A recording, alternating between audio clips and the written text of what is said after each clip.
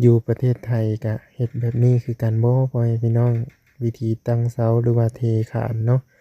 หลังจากที่ว่าเราตั้งเสาแล้วก็มามื้อนี้ก็สิได้มัดขานเนาะ FC ฝั่งไทยแนะนำหน่อยเนาะเพราะว่าเฮ็ดแบบนี้บ่ถูกต้องถูกวิธีอยู่บ่อันนี้ก็บ่เคยเฮ็ดจักเทื่อได้พ่อแม่พี่น้องก็เลยลงมือเองแน่ติดตามเบิ่งนำกันพ่อแม่พี่น้องมื้อนี้เราก็สิมาเป็นนายสร้าง1วัน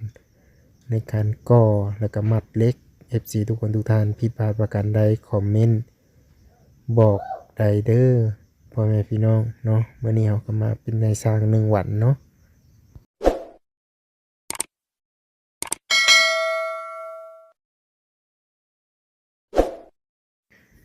สวัสดี FC ประเทศไทยแล้วก็ FC ที่อยู่ประเทศลาวและ FC ที่อยู่ต่างประเทศนำเนาะสวัสดีหมดทุกคนทุกท่านเด้อมื้อนี้ก็มา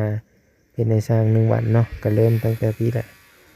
เริ่มตั้งแต่ส่วนดินทรายเนาะดินทรายนี่ก็เอามาจากบ้านตาแล้วเนาะไปเอาอยู่ห้วยทบิดว่าสิเฮ็ดห้องน้ำบ่ให้พี่น้องแต่ว่าเงินบ่ถึงเนาะเงินบ่ถึงก็เลยบ่ได้เฮ็ดก็เลยได้แต่ขี้ดินทรายเนาะใส่น้ำมัน50,000ไปเอาได้แต่ขี้ดินทรายมากองไว้แล้วก็เอ้ากระเทือนว่ามันบ่ได้เงินแล้วก็สิเอาไปเฮ็ดอาหารนี่เสียว่าไปเอาไปก่อยปูนนี่แหละก็แล้วเนาะถ้ามันหมดแล้วก็คือหมดได้เงินจึงเฮ็ดห้องน้ำใหม่พ่อแม่พี่น้องเอ้ยเนาะอันนี้ก็คือห้องน้ำเป็นห้องน้ำโหลมห้องน้ำอยู่กลางป่าพุ่นแหละเนาะยังบ่ทันมีห้องน้ำเด้อตอนนี้ก็เฮือนทางนี้ก็กำลังสิได้ก่อฮ้านหรือว่าเกาะฮ้านเอาเนาะมื้อก่อนเฮาก็ได้เฮ็ดเป็นวิดีโอสั้นมาให้ FC ได้เบิ่งได้ชมนำกันได้แหละว่า ได้ตั้งเสาเนาะก็มื้อนี้ก็เลยว่าได้มาก่อก่ออันน่ะก่อบ่อนเฮาสิเทขานเนาะเฮาก่อขึ้นมาก้อนหนึ่งแล้วเฮาก็จะเทขานพ่อแม่พี่น้องก็เลยบ่ว่างก็เลยว่าต้องได้มาก่อขึ้นก่อนเนาะแต่ว่าบางช่วงบางตอนก็สิบ่ได้ถ่ายให้เบิ่งเนาะบ่บางสิสมปูนก่อนตอนนี้อากาศก็โอ้ยลมจะบ่ว่าแห้งก็ดีก็ดอกพ่อแม่พี่น้อง ลมเมิดมือเอาซื่อๆเนาะมาบางก็สมปูนก่อนเนาะเขาหล่นไปเขาหล่นมาอย่างนี้แหละเนาะเห็นรถไกลทางกันแนมเบิ่งแน่คิดว่าผู้สาวที่จริงครับไม่แม่นเนาะเข้าไปก็โผเขาโอ้ยวาสนาเนาะสมปูนแล้วก็กวาดไปกวาดมาเนี่ยนะให้มันได้กันก่อนปูนนี่ก็จะใช้เป็นปูนซิงค์เนาะปูนเขียวพอให้พี่น้องเนาะก็ในราคาอยู่อ่า 85,000กีบเนาะเป็นเงินบาทนี่ก็สิตกอยู่ประมาณอยู่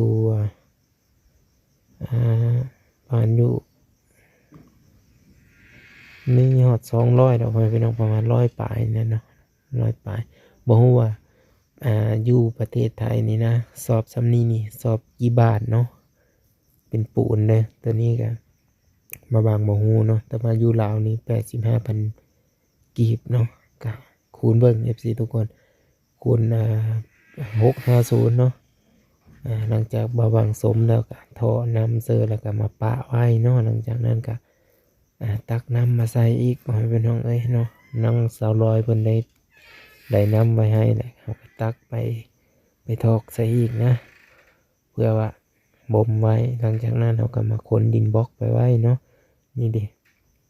ตัวนี้คือเขาก่อไปแล้วเลยได้ทุกคนก่อตั้งแต่เด็กๆพุ่นละในตอนเช้านี่เขาก็หลังจากกินข้าวแล้วอีกก็มาก่ออีกแล้วก็ถ่ายให้ FC ได้เบิ่งได้ชมนำกันเนาะดินบล็อกนี่สั่งมาแม่น220ก้อนเด้อดินบล็อกตัวนี้ว่ามันสิพอบ่ถ้าบ่พอนี่ก็สิได้ไปขอน้ำเบาหนงแล้วเนาะอันนี้ก็บ่ฮู้ว่ามันสิพอบ่นะเฮาก็ขนไปก่อนพ่อแม่พี่น้องหลังจากก่อหมดนี่ก็คือสิหมดบ่หลายดอกเนาะก็ติดตามกันไปเรื่อยๆแหละพ่อแม่พี่น้องอันนี้ก็จะเป็น EP 2เนาะ EP 2นี่ก็คือเราจะมาก่อแล้วก็เทคานนี่มัน EP ต่อไปเนาะเทคานมุงหลังคามันติดตามตอนต่อไปพ่อแม่พี่น้องเอาก็บางช่วงบางตอนก็ได้ถ่ายให้เบิ่งเนาะหลังจากนั้นก็มาเจาะพื้นมันเนาะ นี่จะเจาะพื้นให้มันได้ระดับมันนะเราก็ถึงเทปูนลงอีกพ่อแม่พี่น้องเอ้ยแปลงไปก่อนเนาะซับหาไม้หาตออันไหนออกขุดออกเลยเนาะมันกระเทินว่าต้นม่วงนี่ก็บักไว้พี่น้องเอ้ยเนาะงบน้อยแล้วก็ค่อยเฮ็ดค่อยเกาะออกไปแบบนี้แหละพ่อพี่น้องแต่ว่าอันนี้ก็หมดไป3 ล้านปลายนะพ่อพี่น้องไกลสิฮอด4 ล้านนะเนาะเห็นบอกมาบางกระแทะเบิ่งแล้วก็ยังมีคักอยู่ขุดใหม่ก่อนซับตัวนี้ออกนำพ่อพี่น้องเพราะว่ามันตึกกับเส้นมันเนี่ยตัวนะตัวอยู่ทางหน้านี่เนาะอันนี้มาบางก็สิซับออกเลยสิเพราะว่ามีแต่เทปูนซื่อๆดอกพ่อพี่น้องตัวนี้ได้เงินจังเทออกข้างหน้านี่แล้วก็เพื่อว่าจะได้เฮ็ดบอนจอดรถอย่างนี้เนี่ยเขามาเปลี่ยนไส้เปลี่ยนยางหรือว่าตามยางก็พอสิได้บอนจอดเนาะก็เอาแบบขี้ดินนี่แหละไปก่อนเนาะมีแต่เอาขี้ดินแปลงอยู่ขี้ดินนี่ไปก่อนได้เงินจึงค่อยเทเอาเนาะหลังจากนั้นเบาบางก็ไปหาน้ำมาหดไปก่อนให้มันเปียกๆซุ่มๆเนาะเพื่อให้มันดูดกับซีเมนต์เฮานี่หลังจากนั้นเบาบางก็เก็บเมียนๆแถวนี้แหละแล้วก็มาเคาะอันน่ะเสาเนาะเคาะให้มันแบบให้มันจับกับปูนนะยันแบบมันโดนแล้วมันบ่จับพอพี่น้องเลยต้องมาอันออกเนาะก็เลยต้องมาเคาะออกเคาะไปเคาะมาว่างๆกันแนมๆเบิ่งแนมแล้วก็แล้วก็มาเบิ่งไปสมปูนก่อนนะเนาะเบิ่งก็นั่งท่าหึงเติบแนมไปแนมมาเห็นปูนใกล้สิได้เรื่องแล้วแหละพ่อพี่น้องเอ้ยเนาะมันใกล้สิดูดซึมน้ำแล้วนั่นแหละเสาก็ตั้งเจินๆเนี่ยยังบ่ทันได้เจาะซ้ำเนาะเพื่อจะเอาเหล็กเอาอิหยังใส่อีกขั้นตอนต่อไปก็ได้หลังจากนั้นว่าบางก็มาสมปูนแล้วบัดนี้สมปูนเอาน้ำเสร็จแล้วก็สมปูนกวาดไปกวาดมาก็ได้ถ่ายบรรยากาศให้เบิ่งอยู่ FC ทุกคนแต่ว่าโอ้ยอากาศนี่ลมแรงร้ายเนาะอากาศเย็นแล้วก็มีลมพร้อมเนาะหลังจากนั้นบางก็สิมาก่อตัวนี้นะนี่เส้นข้างเมืองนี่หั่นสิก่อให้มันแล้วสักอย่างน้อยหนึ่งอย่างวัน5-6 ก้อนนี่แหละเบิ่งมาบางก็เอามาให้เบิ่งทางนี้ก่อนว่าปูนก็เต็มเลยเนาะใส่เป็นปูนเขียวเนาะถ้าใส่เป็นปูนแดงมันจะแห้งไหวมาบางก่อบ่ทันเนาะบางก็จะก่อแบบนี้เลยเด้อบ่ฮู้ว่าถูกวิธีบ่หรือว่าแนวใดเนาะบางก็เฮ็ดตามแบบเคยเห็นเพิ่นพาเฮ็ดแล้วก็เฮ็ดไปเลย FC ทุกคนเนาะแต่บ่ฮู้ว่าสิถูกต้องตามหลักการบ่หรือว่าจังใดเนาะมาบางก็บ่ฮู้เด้ออันนี้บ่มีสูตรตายตัวเนาะเพราะว่าเพิ่นพาเฮ็ดแนวใดก็เฮ็ดไปนั่นแหละบ่ขอแต่มันอยู่เนาะเพราะว่าเราสิได้เทคานทับมันอีเด้ FC ทุกคนเนาะเทคานทับอันนี้แหละทับอิฐบล็อกนั่นแหละ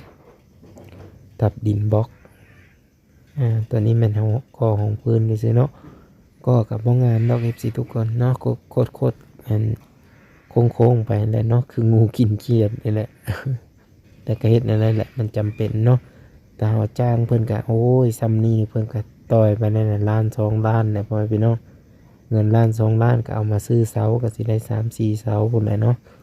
แต่ก็จำเป็นแล้วก็เฮ็ดเองซะเนาะพอเฮ็ดได้แล้วก็เฮ็ดไปนำเพื่อประหยัดงบไปนำแน่เนาะเงินที่ขายเข้าได้ก็เอามาทุ่มเทซะนี่เมิดให้พี่ทุกคนเลยบ่ได้ลิ้นบ่ได้กินอิหยังดอกเนาะก็เอามาเพื่อว่าจะปรับปรุงแล้วก็ให้มันแบบพอได้มีเงินมีคำเข้ามาเองนะเนาะก็เลยเฮ็ดตัวนี้แล้วเราก็มาเบิ่งมุมนี้นำกันแน่เนาะมุมนี้ก็สิได้นั่นคือกันแหละเนาะก็ไปเรื่อยๆนะ FC ทุกคนหลังจากเอาก่อตัวนั้นแล้วก็มาเบิ่งนำกันเบิ่งว่าข้างนี้มันสิเป็นแนวเลยเนาะก็ใกล้สิฮอดแล้วแหละเนาะก่อไปก่อมาก็ได้มันก็สิซ่าแน่พ่อพี่น้องเพราะว่าบ่ทันสำนานในเวียกก่อบันไดเนาะแต่ว่าพอซอยไม้ซอยมือเพิ่นได้อยู่ตัวนี้เขาก็เฮ็ดให้มันติบๆเข้าเนาะเพื่อว่าเพื่อให้มันจุๆกันแน่เนาะตัวนี้ก็ดันเข้าไปอีกเก็บสีทุกคนเอามากินนี่แหละใส่เนาะปานลูกน้องเวียดแนวเลยบ่พอก็หาเก็บตื่มใส่เนาะงานไวนะเนาะก็ย่าเฮ็ดของเขาเอง ลองสีไม้ลายมือไปนำแน่เนาะเพื่อว่าอนาคตข้างหน้าจะได้เป็นนายช่างใหญ่ นี่เขาก็เคาะเอาแบบระบบเอามือแล้วได้เคาะก็ได้นั่งไปนั่งมาก็เจ็บแอวพอพี่น้องเอ้ยเนาะก็ข้างนี้อีกก่อนกันอย่างอีกประมาณ2 ก้อนก็สิแล้วได้พอพี่น้องเนาะก็ถือว่าหลายบอกอะจนหอบหมดแล้วเนาะจนหอบเมิดเลยพอพี่น้องเอ้ยก็ก่อไปก่อมาอยู่นี่แหละหลังจากที่เขาก่อครั้งนั้นแล้วเขามาก่อครั้งนี้กับปิ้นไปปิ้นมาเนาะเพราะว่ายังไงมันจุกับเสาเนาะนะแต่ว่าตัวนี้ก็มันบ่จุกับบัดนั้นเขาจังเอาปูนโป้เอาเนาะก็ยังให้มันจุกับเสาแล้วก็จึงได้ให้มันดูดซึมกันกับดินบล็อกสบายนะพ่อพี่น้องแต่ว่าเสือกที่เขาเน่งนะก็เน่งไว้บ่ให้มันเงี่ยงออกบ่ให้มันออกเกินไปนะให้มันอยู่ในระดับเสือกมาสั้นซะแต่ก็จุเข้าไปนี่ดิจุเข้าไปเนาะให้มันดูดกันไปพี่น้องเอ้ยบ่ให้มันห่างจนเกินไปนะถ้ามันห่างเกินไปก็มันจะเฮ็ดให้ขี้ร้ายแต่ก็บ่เป็นหยังดอกเราสิได้เทคานทับหัวเสาอยู่เทคานทับอันดินบล็อกซุมนี้แหละก็หาเก็บอันนั้นมาใส่เนาะเก็บดินบล็อกแตกกันแหละพ่อพี่น้องเอาละก็มาซื้อต่อครั้งนี้อีกพ่อพี่น้องหลังจากนั้นก็เก็บเอาตัวมันแตกมาเซอร์ก็ถือว่าสำเร็จเนาะเห็นบ่ก็สำเร็จได้พ่อพี่น้องก็เป็นกำลังใจให้เบาบางใน EP ต่อไปหรือว่ามือต่อไปพวกแหละพ่อพี่น้องตอนนี้ก็มาคดเล็กอีกเนาะคดเล็กท่าเพื่อว่าจะได้มัดป้อในขั้นตอนต่อไปพ่อพี่น้องเนาะก็มาแหนมเบิ่งขี้หินขี้ทรายก็อย่างละเครื่องรถนี่ก็ตกอยู่1,200,000 กีบเนาะพอดีเป็นเงินอยู่ 2,000 บาทพ่อพี่น้องเนาะอย่างละ500 บาทนะเห็นบ่